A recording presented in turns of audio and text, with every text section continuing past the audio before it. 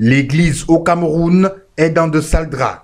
Les hommes de Dieu sont de plus en plus placés au centre de plusieurs scandales tels que l'homosexualité, la pédophilie, les détournements de fonds publics et l'imposture. Des comportements négatifs qui laissent la communauté des chrétiens sans voix. Vous vous imaginez qu'un couple se sépare parce que le mari soupçonne sa femme de sortir avec un pasteur ou un prêtre.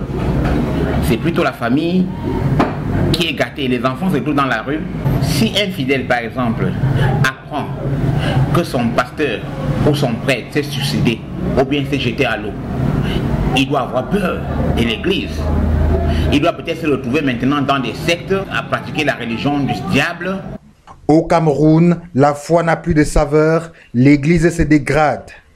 Parce qu'en réalité, ce scandale constitue un frein pour l'évangélisation.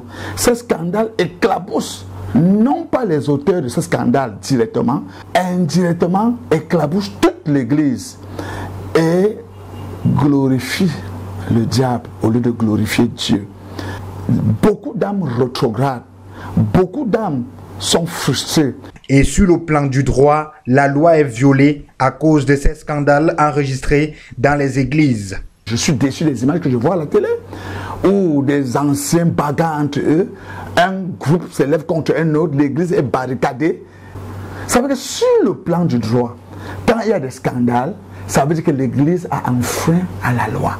Quand l'État autorise une église, ça veut dire que l'État lui délègue une partie de ses pouvoirs pour encadrer les populations, chacun dans son obédience, dans sa confession.